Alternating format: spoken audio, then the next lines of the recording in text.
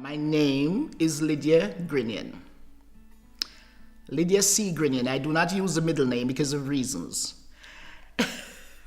I was born in Jamaica, St. Thomas, 1943, 8th of April.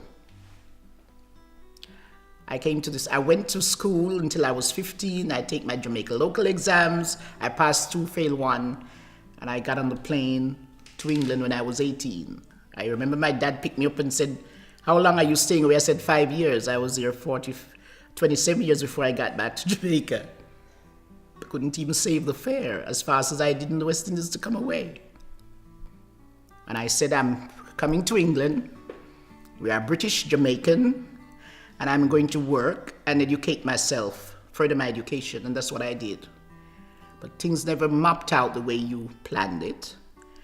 A lot of mishap on the way, but I got there to the end my father died before I could prove to him that I did my studies in the university and gained a BA, which you'll be pleased, but it took some years to achieve that. I thought that Bristol was a port that knows a lot about black people more than many parts of England and Liverpool. So I was heading to the places where people have seen faces like ours before, notwithstanding that they were racist, and I had to put my back against the wall several times to tell them where to go. They wanted to know where I got the name from, and I had to tell them, I've asked them if they've heard of slave trade, I fought my way till I got a decent job, working in a hotel. I had to fight too many people to survive a day without arguing, because they were really racist down there. I think they were afraid of us because they knew what they did to the black people in Bristol in the past. And I did some nursing in Sheffield, and I didn't like Sheffield, so I came to Derby, and I was looking around, as I said, to find a place to leave my daughter, get her ready for school. And there was no nursery, so I set one up. And then other people joined me, and that's how the Pear Tree little nursery had begun. I ran it for about a year. Then when I moved on and started working, I handed it over to other people, other mothers who wanted to continue the work and get their children ready for education. We developed a group called CAS, Counseling Advisory Service.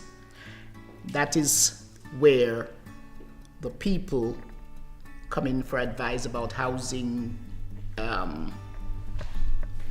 immigration, passport problem, all that sort of things.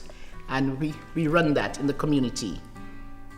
That was what came out of me working and doing this as addition things in the community. Wasn't being paid, I just did it because we needed this help. I didn't want much, I just want comfort and able to walk free without being harassed by anybody. I didn't want to amass wealth, I wanted enough that I can give my friends, treat my friends, have them around me, but I don't know, there's not a lot of that's going on now. You youngsters will have to start getting together again and start doing things. Come and ask the older ones, what would you think about?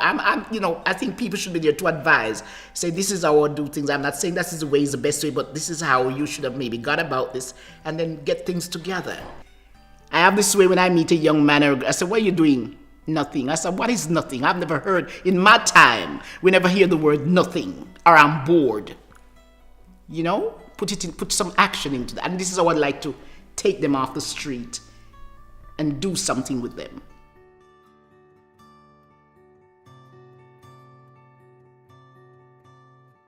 Community is nurturing. Is that okay? That's fine. It's not the first time. We just wanted you to do it a few times.